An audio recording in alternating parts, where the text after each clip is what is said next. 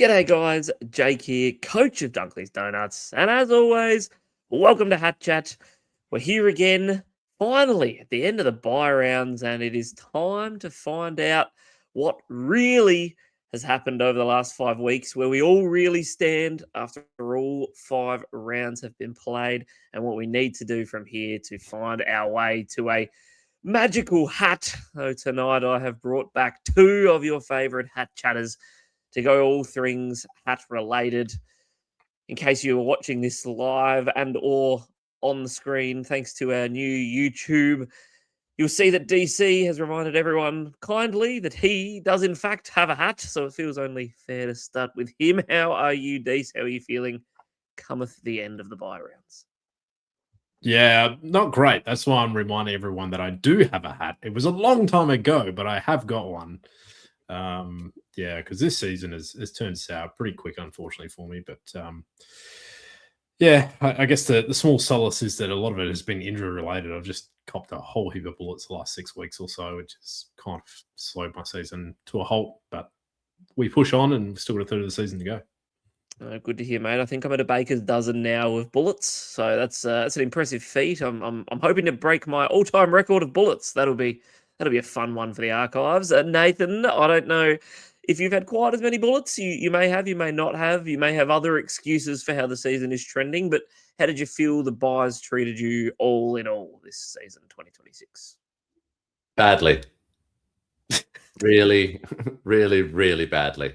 But of my own accord, just that one trade to start the buys is now up to 500 points cost me, and it's just been a real decision of one bad trade doesn't make a season normally. This time it absolutely did. So still hanging in there, because knowing that everything else I did wasn't necessarily bad, but just one night on my 30th birthday, I made one bad decision, and it has cost me happiness in this game. But still the second best coach on the podcast, and beat DC this week. Would have beaten him by 200, but he was kissed. So, working on it.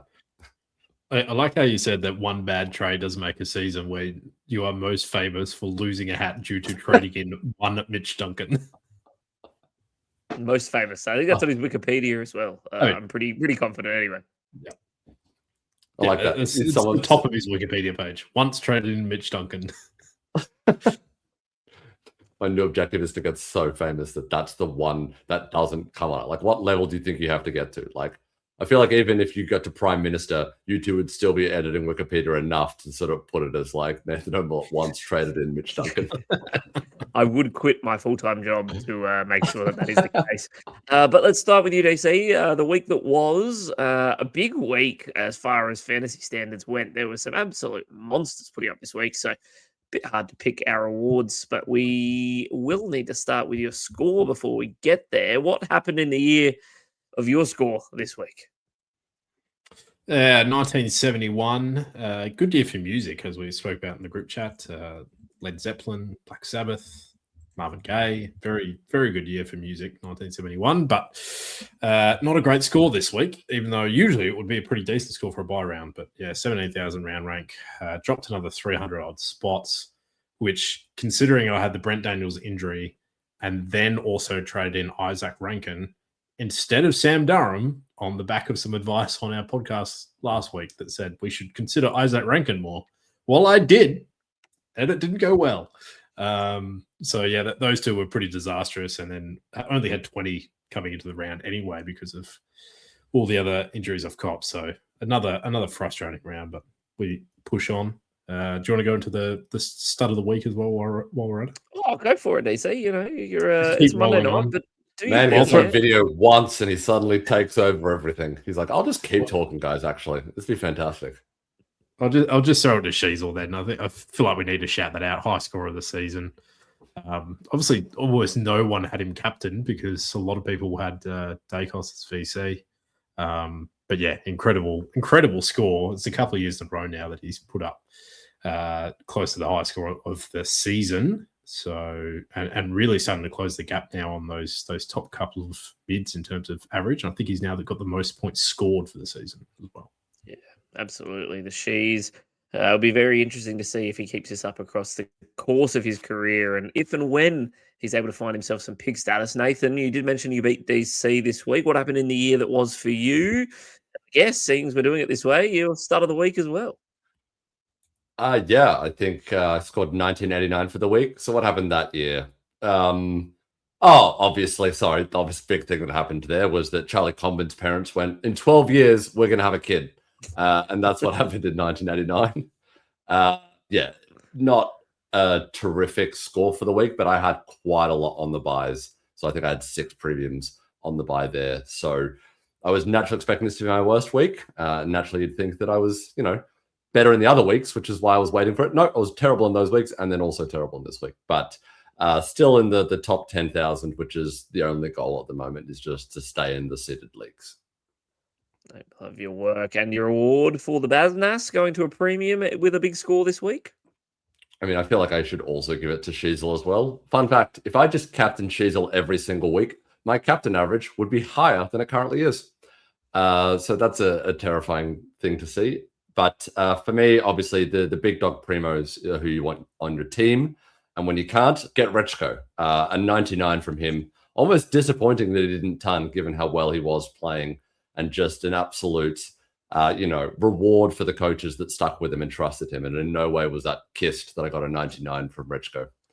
Yeah, no way whatsoever. I also enjoyed that 1989 you've run with Charlie Comben's parents decided to have a baby in 12 years rather than the fall of the Berlin Wall or the creation of the World Wide Web. Neither of which were... Or the Taylor Swift album.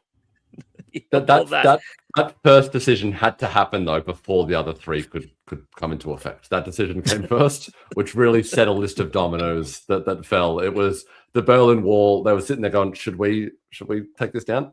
Let's ask Charlie Comben's parents first. Are they having a kid in the next 14 years? Yes? Great. Now let's do it. A little bit of history for your listeners. Totally the logical process that could possibly have followed. But I must admit, boys, first time in a long time I've had the best coach of the week wrapped up. And DC, I raise you trading in Isaac Rankin because I did that. I also copped the Brent Daniels 28. And just because you guys like to tie all of our awards in together, I actually traded Patrick Rechko to Sam Banks this week as well. So I had an absolute stinker as far as my choices for this week. What a surprise. But the boys finally showed up and put up a decent score. 2063 for the week, up 3,000 spots and up for the buy rounds overall. So not great to be the 12K. I think I was at 9K kind of third quarter of the last game. So I was relatively hopeful that I might have been able to hold top 10, but that's all right. We'll keep finding our way back and keep hopefully holding on to our spot in the seeded leagues. But I'm going to quickly give my award, Baznas, for the week to Dacos. I'm going to use that quite ambiguously for the 406 points they scored for me. Obviously, the Nick Dacos VC after bringing him in 2 weeks ago, and then Josh Dacos coming in this week was my one good decision for the week. So combined, Peter Dacos donut though. Yeah, no points for Peter, but nonetheless, collectively 406. We've spent too long doing this podcast together, Nathan. It's a really terrible sign for you. Yeah, it's factually come correct. All right, Melican Award boys. Before we get to both a Content Creators Cup update and a Lord of the Buys winner announcement of we had a shake up the top. But before we do, some absolute mind-boggling, terrible scores. DC, you've already alluded to yours. Yeah, for the dud of the week, the Melican Award. Isaac Rankin, 41. Yes, he got a bit injured in the first quarter, but did not get near it for the rest of the game. And to think that my other trade-in option, which I had for the whole week pretty much until Thursday, was Sam Durham, who was 200K cheaper. That definitely stung. 100%. I think, I can appreciate that. It was definitely a score I didn't have included. 2 of my 4 trade-ins didn't score for me. 2 of my 3 trade-ins were in my 4 scores that didn't count, I should say. I haven't been hacking the game to try and get myself into the top 10K rank. That'd be an absolute sad and miserable life. For me, Sam Banks trade-in for 46. The role's been great for 2 weeks. 97% defense, 100% defense, and then just an absolute stinker, inexplicably. Patrick Rechko taking his points. So A pretty hilarious sliding doors moment for my boys. And Nathan, I think you've already mentioned as well, one of the guys who I think we've got a lot of questions about tonight and whether or not he's actually going to be a trade out after the last month of football. Yeah, it's Petrarca, because that was, I mean, this really hurts because he was probably the safer option that you were going for. Like, you knew he had a tough run coming up, but at the very least, you'd expect him to be a top 6 going forward. But people were tossing it between him or JHF. And I think on average per week, it's cost you 38 points. So when you factor in how much worse you feel about yourself trading in JHF over a Petrarca, I'm almost at the line where I should have traded in JHF. Almost. Not quite. Almost, not quite. Maybe one more week of that, Joe, then I'll probably feel it. If I was close to winning a hat, then it would have hurt. But the point is like, well, I wasn't winning a hat anyway, and I also don't have JHF, so win-win. Yeah, win-win for you. Content Creators Cup, boys. I won't make you. I won't make you simmer on it for too long. But DC, you went down to Jeppa this week, 40-odd points. Friend of the show, although we haven't seen him this year, whilst Nathan has been on the show a lot. So whether or not there's a correlation, I'll let our listeners speculate. But Nathan, we both went head to head with the Ball boys respectively, and after seeing that you weren't going to get the job done over Mitch, I made sure that my boys rallied to take a 1-1 tie with the solid victory over Luke. So we'll take that. I think we'll take the tie. We would have assumed it was the other way around in the Davis Cup. Yeah. I saw the tennis in your eyes. I knew that's where we were going. No, it's good. I just have to do everything I can to be second best coach on the pod, and so I was, second best ranked this week, second best overall rank, and that's you two are flipping to 1 and 3 because neither of you are consistent.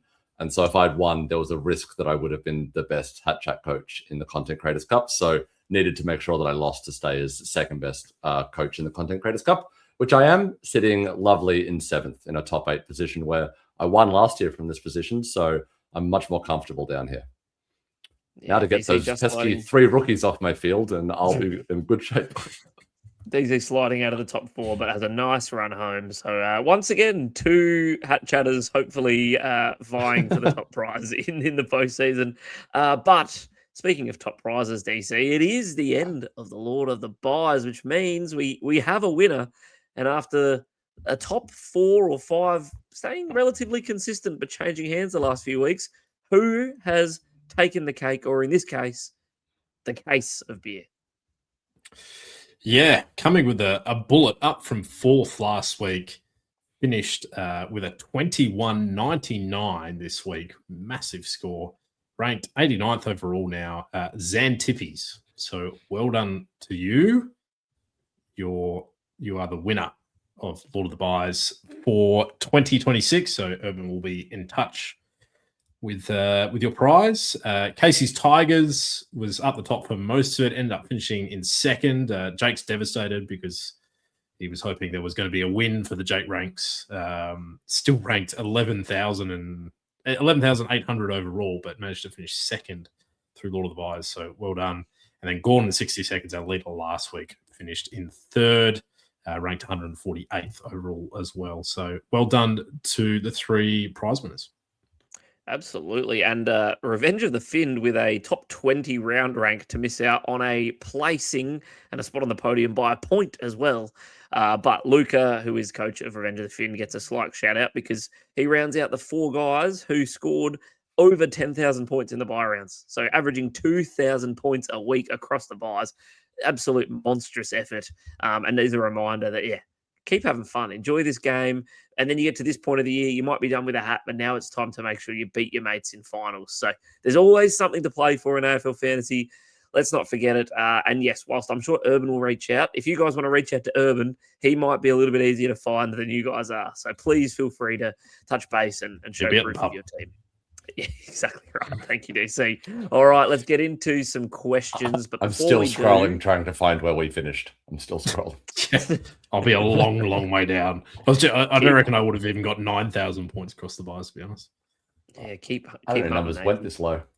Before our first question, our standard strategy and structure chat is obviously highlighted by the fact the buys are done. So I guess the strategy for the last 5 weeks has been attack players coming off their buy. The reality of this week is we are back to 2 trades. So what are our priorities at this stage of the season? And DC, what can we do here to try and get a leg up? I mean, everyone that's still playing the game are going to be looking at similar things. Are going to get any rookies off field if you're in Nathan's world, or upgrading those final semi-premium non-rookies to fully fledged premiums. Which way are you kind of planning to attack the next couple of weeks? Yeah, I think obviously your priority is to try and get those non-premiums off your field as quickly as possible. Hopefully the teams closer to the top will already be in that situation. I've actually rolled out still with 3 on field, more or less, because I'm rolling with Roby and Murdoch as a loop at F6, Fitzgerald and Herbert at M8, and then Sarong and Hulkahan at D6. So at least I've got some loop options, but it's pretty dire considering I reckon I started the buys with 3 on field. So just been forced to do a lot of sideways trades with injuries. But if you've managed to avoid quite a few of those, number 1, you're kissed. And number 2, use it to your advantage. So this is a time now when we're back to full 22 on field that your depth is really going to come through. So yeah, try and be aggressive at this stage of the season. Trade out those underperforming players, get as much cash from your bench onto your ground, and then really once you're at that full 22, then it's time to look at getting a bit more creative. So can you bring in the true 23rd, 24th premium options? That's definitely worked for teams over the last few years. If you can get a solid loop. And then it's sort of looking at runs. Can you sideways that premiums who might have tags coming up, or tougher matchups into guys who have some softer matchups, looking at different captain options. So there's plenty of things you can do once your team is completed to still try and get a leg up. And we do see every year,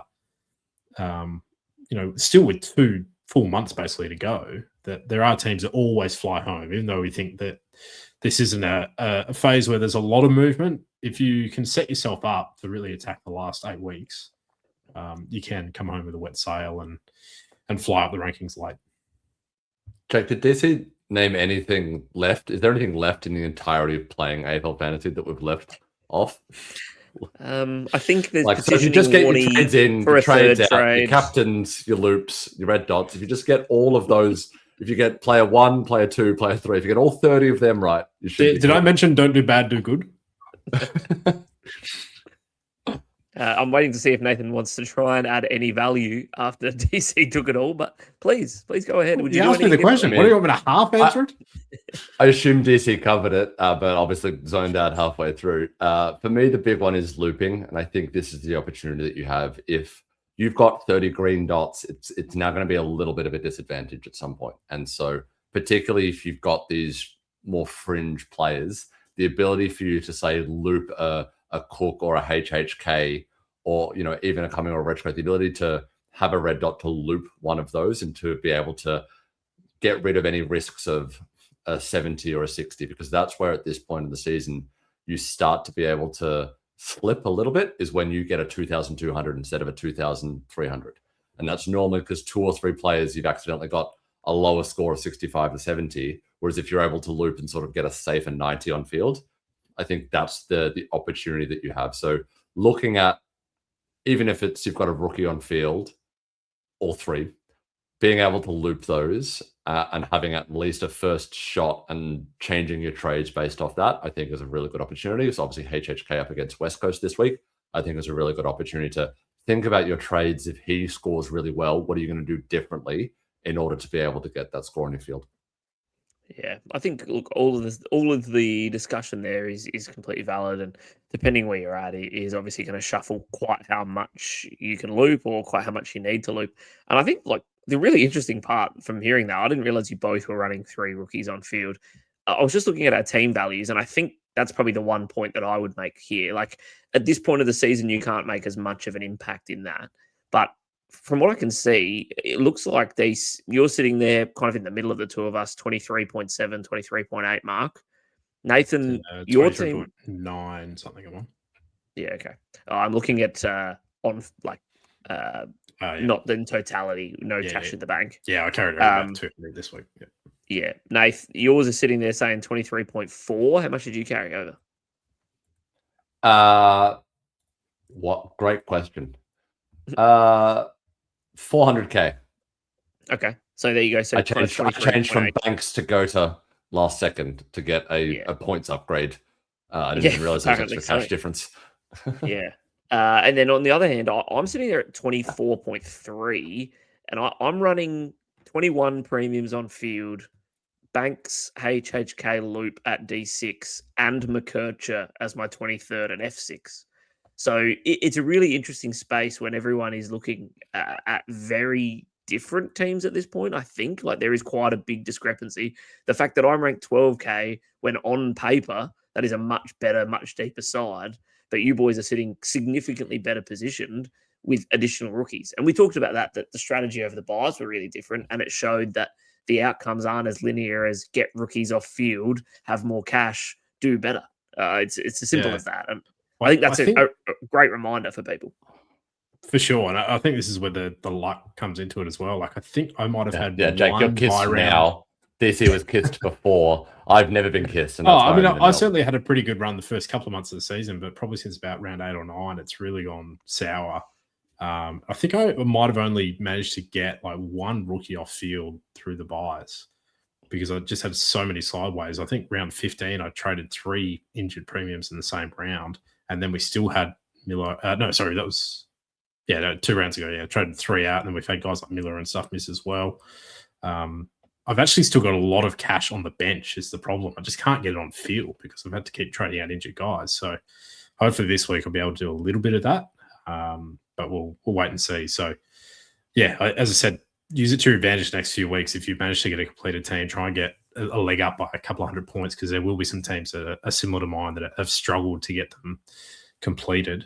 But obviously don't cut too close to the bone as well. Like I think that's the other thing that I maybe missed in my monologue was that maybe this year more than ever, having a little bit of bench cover is actually going to be important because we see every year, always towards the end of the season, there is an injury or there's a laid out and people don't have cover for it. And we either see donuts or we see really low scores. So if you can keep a little bit of cover in each line, it could make a 50, 60, 70 point difference on any given week if you've got cover and everyone else doesn't.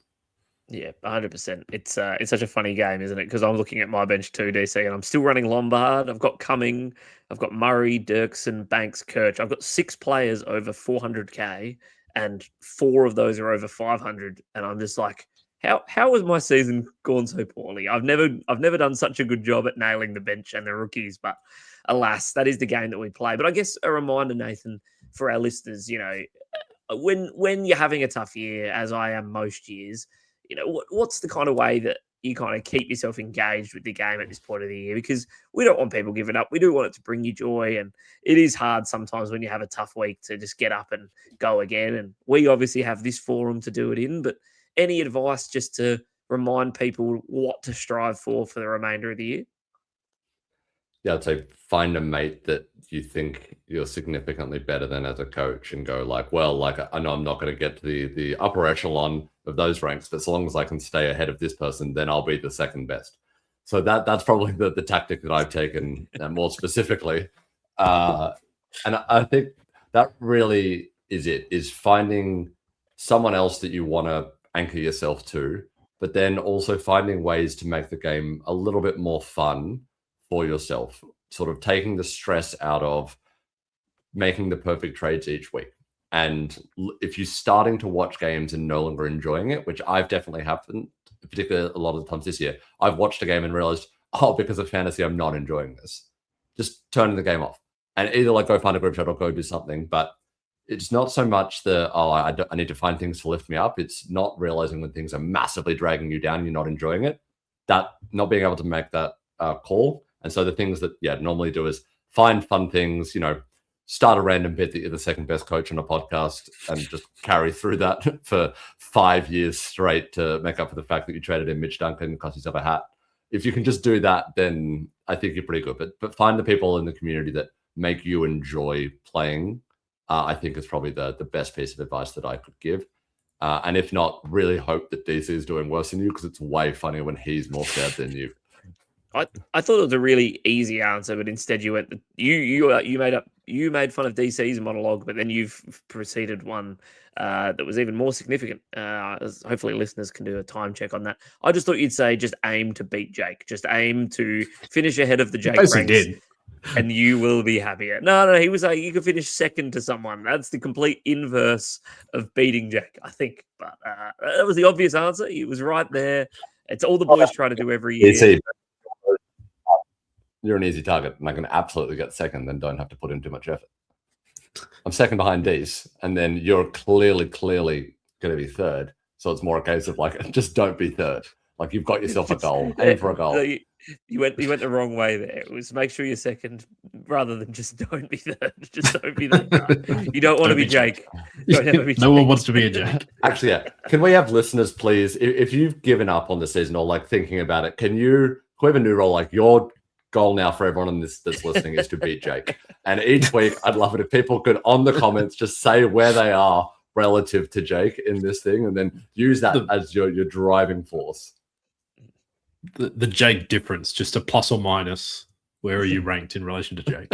I'm really looking forward to our listeners that take the Nathan method and find their own way of making sure they beat me for that week. So it might not be the score, but they're like, but I ran 14 Ks and I've been checking Jake's Strava and I see that he only ran 12, and just finding different ways to like one up me. That would be enjoyable, I think. Yeah, maybe don't say people are going to find ways to beat Jake. Someone comes up to you on the street, just fucks you in the face. Jake will be coming to Melbourne, so all of our Melbourne listeners that are looking forward to beating Jake, I will give the live location. It's going to be a whole heap of Melbourne nights waiting for Jake to get off the plane. We're 27 minutes in and we haven't actually answered a question yet, so we better get moving. All right, early couple. DC doing all that whole answer? Surely that was answering a question. I think we can fly through these first couple, boys. DC Kyle says, Baz, tough opponent this week, breaker even of 142. Do I wait? Whoa, I can't speak. Wait a week or two or launch right away? Honestly, I don't have a strong feeling either way, because I think at this stage of the season, you're going to want him at some point. I think you can trade into him. But yeah, Lions not the easiest matchup, but they don't generally do a really hard tag. The Cats are still at home. I think he'll probably be okay. Maybe not a ceiling game, but I think he'll be solid enough. So if you can get him this week, I wouldn't talk you out of it. If you have to wait a week, I'm okay with that as well, though. Yeah, I think it's a safe. We still haven't answered the question yet. He's a safe avoid for the week. But if you can't get the cash to do it next week, then do it this week. Yeah, I won't be getting him this week. So put it that way. Put it that way. Yeah. Thank you, DC. Nathan Daniels' question is about trading Brent Daniels.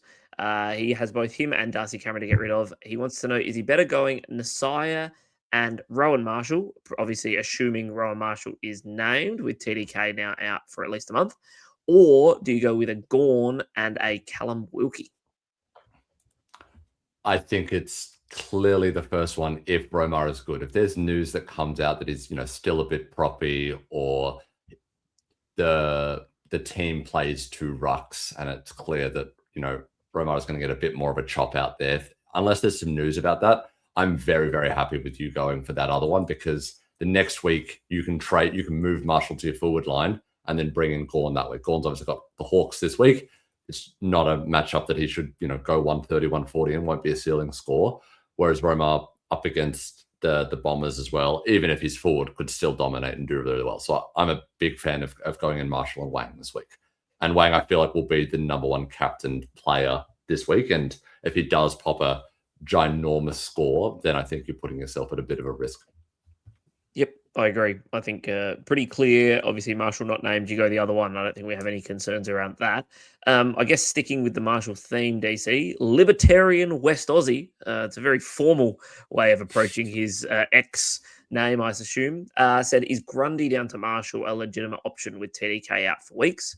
I think the short answer is yes. TDK being out means Marshall is an absolute option if named. But I guess the inverse is, would you be trading out of Grundy to do it after seeing what we've seen with Laddams this week? I think I'd rather bring in Marshall as a forward, to be honest. I think we've got more issues in the forward line than we do with Grundy in the ruck.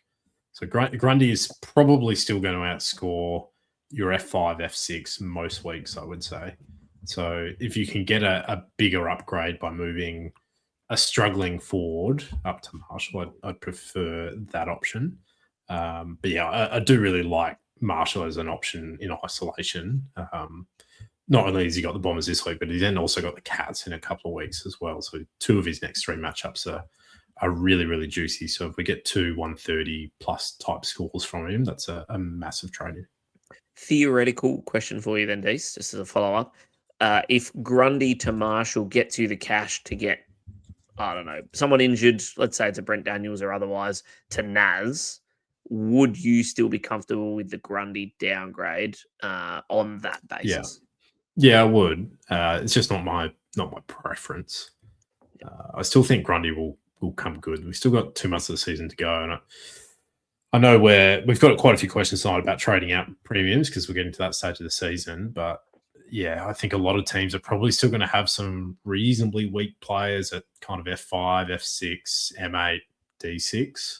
So if you're trading out legit premiums instead of trying to upgrade some of those guys, then yeah, I think you just got to just second guess that a little bit.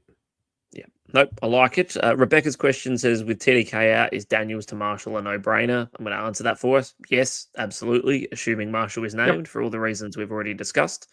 But for you, Nathan, Jeremy wants to specifically compare the pair, not the same age and certainly not the same role or super contribution. He wants to know if Durham or Rowan Marshall is the better buy in the forward line. Now, there's been a Durham-heavy podcast for the past couple of months, and I think DC got it wrong early. I still don't have it. He still got it right in the long run. Meanwhile, I don't have to go either. So we were both right, and here we are, DC. And I've got to go. For you, Nathan, are you considering that is a toss-up, or do you think there's a clear direction you'd be heading in? I think it is a bit of a toss-up. I also do want to call it, I think that technically because of the cap on super contribution and the salaries they're on, they would be having the same super contribution. they would. I think, just want to be really clear and make sure we're not giving out facts that are wrong. I think that with the concessional limit at the 30K, I think they're both over that amount. But obviously, that was the only part of the question I focused on. If I had to focus on... Is there an AFL player super fund? Is it just one super fund for all AFL players, or are they all just picking their own? Depends on the commentator. Their fees are higher! For a good mark. Anyway. The AFLPA does... No, the AFLPA does have its own super plan, which is managed by AMP. And you can thank this podcast now being sponsored by Google AI for the answer to that question. Jack, we don't Google things. We don't use AI for our podcast segments. What are you talking about, mate? Have some dignity and in using some original thoughts in what you're putting together for us.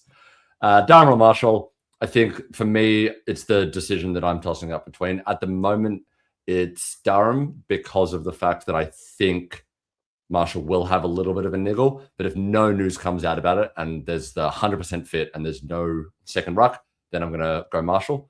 I think the fact that he's up against Blackiston, just the potential for one of those big Rowan Marshall 150 games that we've seen. And he'll be wanting to prove as well with TDK out that I'm the guy, I need to do this. This is almost my audition for another team, that I'm going to be the ruckman for you as well. I think he's going to go very, very large.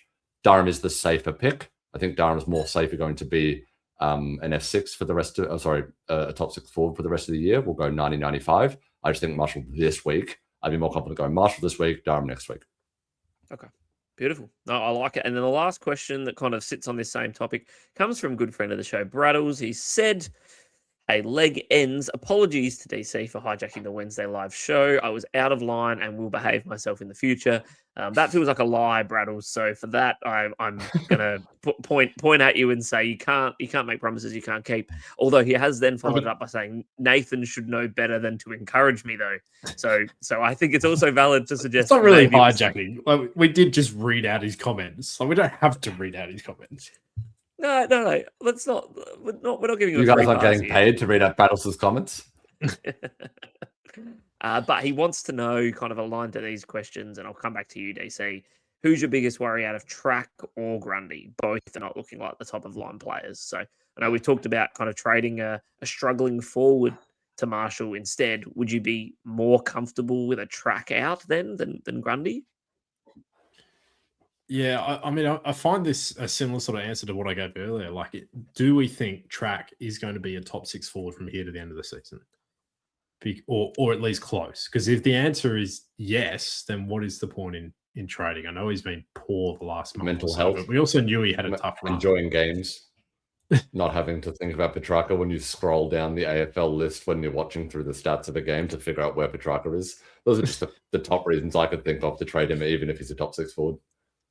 I think I'm predicting a bit of a bounce back from him, whether it's this week or in the next couple of weeks, because the Suns are struggling, and I think they're going to take their blue chip guy and get him back in the guts properly, and try and get something out of that midfield because they're getting belted up around the ball.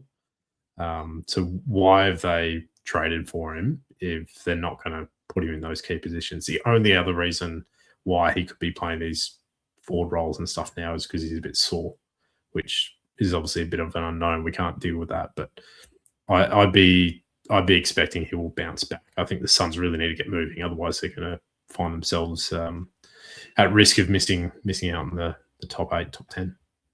Yeah, no, I agree. I think until this week, I would have thought this was a silly question. I think owners this week, I can understand why you'd feel that way. Obviously, it was a really low stoppage game just due to the lack of goals. I think there was, 15 CBAs was the most CBAs for the game, which is obviously incredibly low by season standards. Track was still third for CBAs. So the role obviously has not been the same that you would have hoped for, and nor has it been for the last few weeks. But the run opens up. We knew that the month was tough. We talked about the fact it was a tough month when you were bringing in any Suns player from round 13. So I think you just have to keep going, stick fat, and ideally not trade either of them. I would suggest that most teams should have at least a couple of players who should go before those guys. And by the additional couple of weeks, I think that's enough time to say if there hasn't been a turnaround, that you're well justified to hit the chopping block. Because he's already lost all his cash as well. Like he's very cheap now. So if you do trade him now, it's not as though you're then using that extra cash to get another upgrade elsewhere. You're kind of going sideways or almost having to put money on his head to get to someone you really want. So I just don't see a lot of benefit in doing it. And as a non-owner, I'm actually looking at him as a target over the next few weeks if he looks like he's going to get the roll back and when he comes into a couple of softer matchups. The only way I'll put money on top of Petrarca's head is if it's offering it as a bounty. That's the I also want to call out that Collingwood did let Taranto kick 4 goals last week. Yeah. So if you're looking for a midfielder who kicks goals, Petrarca's probably that mold. Yeah, very true. Jake was kissed with Taranto kicking 4 goals. I mean, if you look at his last 4 games where he's had this poor run, he's played Freo, Hawthorn, Geelong, and Brisbane. Like, it doesn't really get a lot tougher than that. So it's not surprising that his scoring's fallen off. It's just probably Anderson, how far it's. Well, yeah, true. But he's the rest of the Suns have been struggling as well. Like John Noble last few weeks been poor too. Rao struggled. Like it's not just him. It's a fair few of his teammates as well. So I think he will bounce back. It's just unfortunate he's had this poor run. Yeah. Well, shenanigans. I was double checking that it wasn't additional shenanigans, but no, it's shenanigans. Said, "G'day, happy Hatter chatters." Thank you, That's shenanigans. I think we're happy. We're happy enough characters. I don't know that we're happy with the way our seasons are going, but we come on this and try to bring a smile to people's faces at least. Well, they want to know: do I hold Petrarca, trade Angry Anderson, and then bring in a Caleb Daniels or Luke Parker for the run and scoring, of which quickly, DC, I'm going to say I was right, as I did tell people to bring in Caleb Daniel last week. Dropped another absolute bomb and made a shit ton of cash. But the alternative for shenanigans is to ditch the dud, aka Petrarca, and just go and get Baz or Naz, and bench be damned. So a bit of an interesting one, I suppose. In this case, it's you're ditching Petrarca to go top line guys that we think are going to be quite comfortably players that you want, or do you trade the rookie and kind of make a halfway improvement to a couple of guys who've been scoring pretty well? Yeah, I mean, I'd like to know who the other player is that he's trading to get to Caleb Daniels or Luke Parker, but if I'm assuming it's someone on your bench. So if you can get two rookies up to a Parker, I'm pretty okay with that. I think that's a pretty good upgrade. Petrarca's still averaging 90 for the season. Let's say he averages 85 from here out. He's still going to be close enough to being a top 6 forward. So yes, you will get a good upgrade up to Naz or Baz, which maybe at a minimum we're probably thinking a 110, 115 from here on. But you might be trading a 60 up to a 95. That's probably still a better upgrade. So I think it does depend on which two players you're trading to get up to Parker. But I think your points upgrade's probably going to be better by trading out the rookie. I think I'm intrigued on Nathan's thought on this one. Would you be happy to be trading Track for all the reasons you already mentioned, if it meant you could get Baz or Naz versus one of the North Melbourne defenders for a rookie? Which way do you see the North Melbourne defenders tracking for the next month or so? Me, I think it depends on which rookie you bring on field. If it's a Farrow or a Brechko or even coming, like I don't mind that. I 100% would go for that, particularly if it seems like what he's got there is he's got 8 forwards or 9 forwards, so he can afford to do that. If you're bringing on someone that you're confident scores you a 75, 80, I'm 100% going Petrarca to Naz. I'm waiting for a DC rebuttal. He's staring at me blankly, as those watching on YouTube will be able to tell. No, I mean, I gave my opinion. What would you do? He's standing on business. I love it. Wow. I gave my opinion, guys. I gave my opinion, and Nathan's wrong. So what would you do, Jack? Yeah, it is a tough one. I still like the hold of Track, but I think I'm coming from this from the complete different lens of every time I've chosen to go the midway point, it has gone wrong this year. Although, ironically, the 4 times I've gone all the way up, they've also gone wrong. So I don't know that there's a clear answer for me anyway. But I do think at this point of the year, you want to be getting the top dogs. And I am worried for people that miss out on Naz this week. So that has me maybe leaning to the Track part. But I probably, in principle, the way that I play the game, I would do the first. I would be going rookie up to a North Melbourne defender.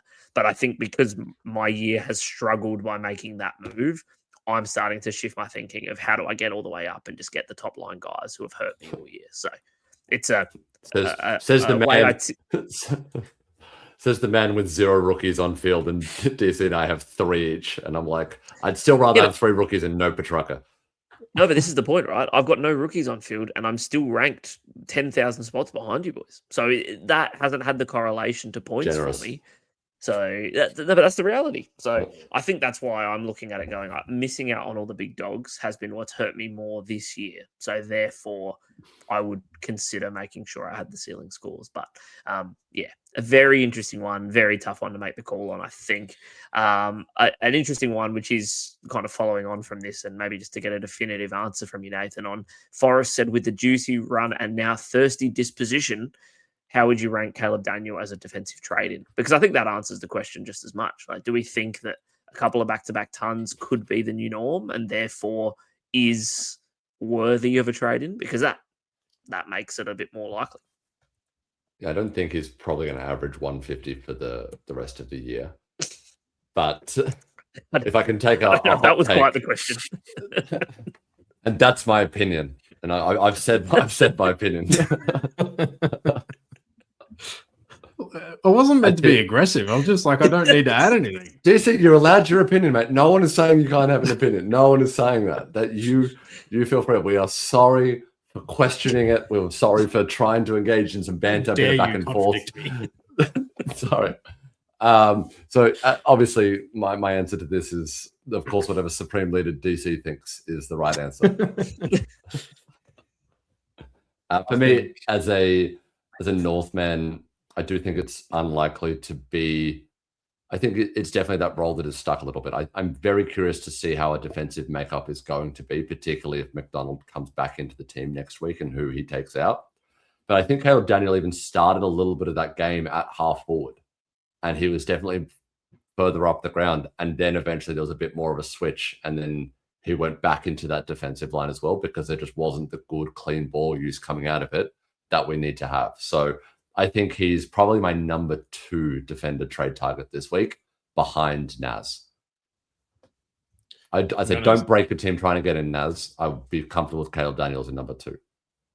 But if this disagrees, then of course I go with him. I don't have anything to add. I just want to say that from now on, anytime I feel like a glass of water, I'm going to say I have a thirsty disposition. It's a great phrasing from Forrest. There's no doubt about Very that. good. I think the Love it. commentary teams this week, Daisy on debut might be using that. We'll wait and see what happens. Only a couple of questions left. A couple of interesting ones here to talk to, particularly in the defensive line. Dion is concerned about John Noble. We highlighted him a little bit, DC. Is he a priority trade? He wants to know, with both Yulin boys taking his halfback role and stuck on a cold wing. Even in the Gold Coast, it gets cold out there. Or alternatively, does Grundy need to go if Latham stays in the team? Now, I know that you're pretty happy keeping Grundy, so I agree. I guess the flip side is, are you happy trading Noble after a couple of average weeks? Yeah, maybe slightly more open to trading Noble than Petrarca, just because probably a bit more of a serious role change there. And he still has more cash on his head and in a line with a few more options, although a lot of them are now injured. But I still think I'm probably looking for another week, given what we just said about Gold Coast having that tougher run. Clearly, him working to the wing is not working for the team either. Like they were horrible on the weekend. They have been for a couple of weeks. So I think he needs to move back to halfback. I can't see Damien Hardwick continuing with what he was trying on the weekend, because it clearly was not working in multiple places. So I'd be hoping he bounces back, but slightly more open to the trade if you can also get an upgrade elsewhere. Yep, I like it. I agree wholeheartedly. And I think it's a safer bet. You should have a few defenders that look like they could be scoring at premium top 6 levels, whereas I am worried in that ruck line of any confidence in someone else actually doing the same job. It does feel like a bit of a lottery, whereas the defensive line, I think there is a bit more continuity and consistency, which is good. Ben's question is about Sam Banks. Obviously, as a fellow trader-innerer myself, very disappointed. And I also, as Ben alluded to, feel robbed. He wants to know, is he an immediate cash out for someone who will offer a better return? Could go to short or long via DPP. I'll see myself out. I think this one's a pretty easy answer, actually. He's still got his 1 in his price cycle and then a 40. I think if you brought Banks in, at least in my view, I was more hopeful of just a pop score or 2 and also a really good amount of cash gen to kind of foster either him as a 23rd premium if he kept it up, or getting me very easily to a 23rd premium. With the 1 in the price cycle and without anyone better to trade to out of that list, I think he's an easy hold. You wait the week, you enjoy the cash gen you get this week, and if it's another poor score, then yep, you can move him on and he'll be a perfect guy to go to a rookie next week and get yourself an upgrade elsewhere. So I wouldn't be moving him to a subpar guy. I think enjoy the extra cash in a perfect world, and at the very least move him to a rookie or all the way up, whichever way and side of the trade you need it to be. Don't force him to a halfway kind of guy. And the second last question comes from a friend of the show, Gentoman. He wants to know, can he keep his last on-field rook, Sarong as D6 against the Dogs, in order to get Nas from Millera, or should he be trading Sarong to Parker or Caleb Daniel and keeping Millera assuming he plays. And of course, in that case, Nathan, he will not have a rookie. So I guess the reality is, are you comfortable with Sarong on field? That's probably the first half of the question. And 2, if Miller plays, would you be okay, kind of alluding to the last question, of going to a Parker instead of going to Naz? That is a tough question. The ideal state is, can you loop? And can you think about it that way? Because if you can wait for that, that is obviously much nicer because and doesn't lock you out. Miller and Sarong both playing Friday night, 2 separate games that overlap.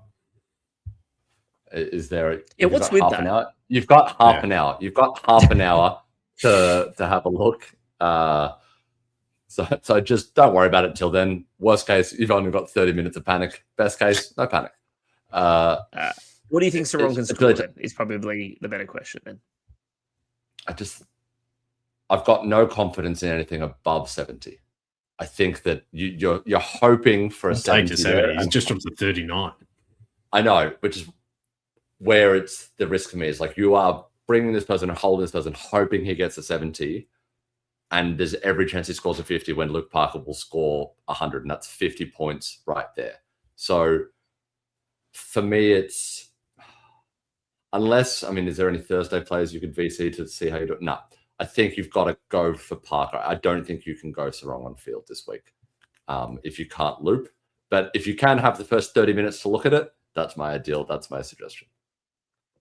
I think the reality also is, if Miller doesn't play, then you just cop Sarong for the week and field and get Naz. That would be my thought, DC. Like, if Miller is not Miller named, isn't playing, I'm okay with trading, I think. Yeah. I at the moment I've got Miller out, assuming he doesn't play, to get me to Naz and then moving Daniels to Marshall. If he does play, then I'm going to have to rethink it. So I'm in a similar situation with Sarong still as well. I don't think moving him and Daniels allowed me to get the same 2 wins, unfortunately. But I think Sarong's high on my list of trade out priorities in isolation. Beautiful. Well, Nathan, I traded out Miller last week for reference. I have already traded out Miller. So thank you. Well, the second last question of the pod comes to you. It's from Michael, and he says, I can't believe restoring world order would rely on Nathan listening to a question, which is a very valid point. I don't think Nathan's actually listening at this point in time, which is hilarious. But he says, for the love of Charlie Comben, can you please take back Trade or Spade from being desecrated by DC and Jake? Last week, I don't know what happened there. I'm not sure that we are in isolation, the ones who desecrate Trade or Spade, but you are back. So I am keen to hear your thoughts for this week.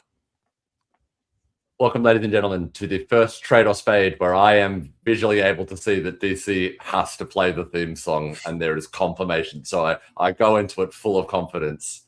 Welcome to Trade or Spade. Let's play. It's back and here to stay. Trade or Spade all night. DC and Jake, see the light.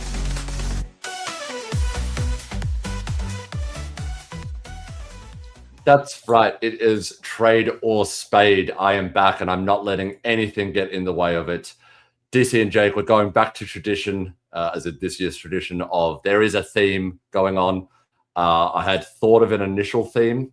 I'm not going to do that because I'm going to save that for another week.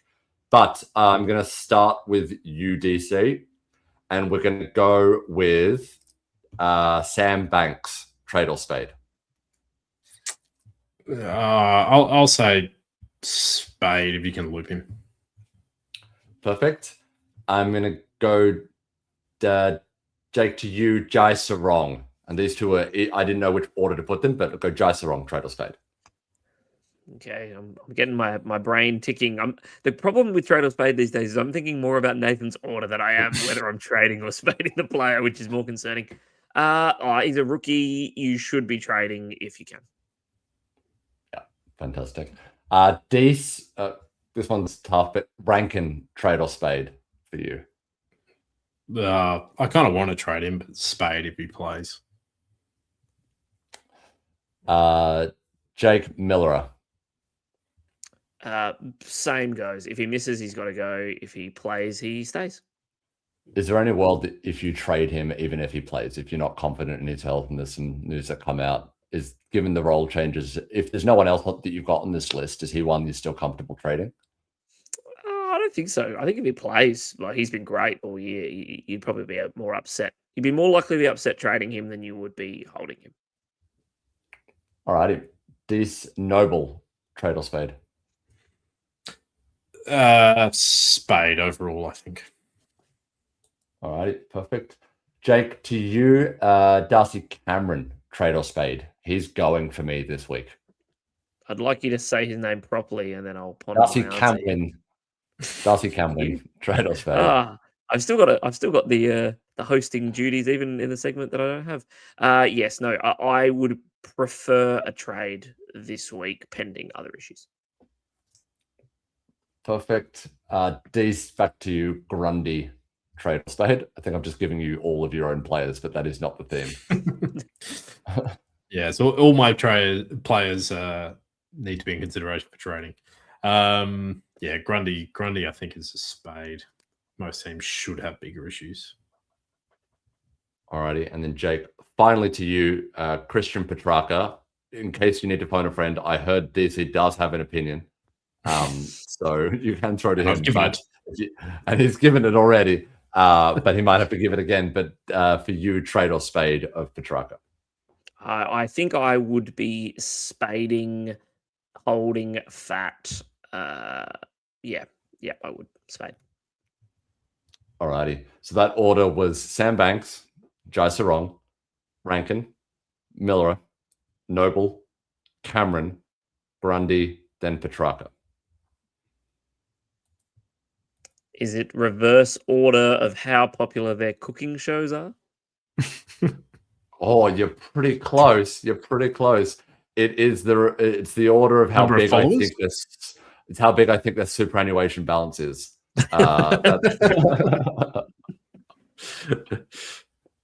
So it's a combination of financial smarts, whether I think they might have made additional non-concessional contributions early on in their career. Just the obvious things that this is obvious going to be as that. So I mean that's pretty standard. Hope that the return of the authority of trade or spade has been pretty clear for you guys. This is what you can expect week in, week out. Thank you very much. That's been Trade or Spade. Thank you very much, Nathan. And our final question of this week's podcast is brought to you by our two sponsors, but I will get to our sponsors after this question because it is directed straight to you, Nathan. And the question comes from one of our wonderful listeners named Martin. And he said, hi, boys, what will I do with all my free time now with one less trade to think about? And I thought it was only fitting as someone who has thought there were 3 trades for significantly longer this year than most people. What are you thinking about now? We know definitively there will only be 2 trades per week for the remainder of the year. Yep, my 16 rounds of 3 trades have finally come to an end, so I only get to do 2 trades. And what I'm planning on doing is spending much less time thinking about my trades. I think this week, trading out a Darcy Cameron and a Brent Daniels, lock in, trade it, and then focus on more the enjoyment of listening to podcasts and hope that your podcasts, aren't as fact-filled and detailed of answering questions as ours are, but more maybe muck around a little bit like some of those other podcasts. So, focus on the podcasts to make you laugh and don't listen to DC's monologues. This podcast could easily have been fact chat.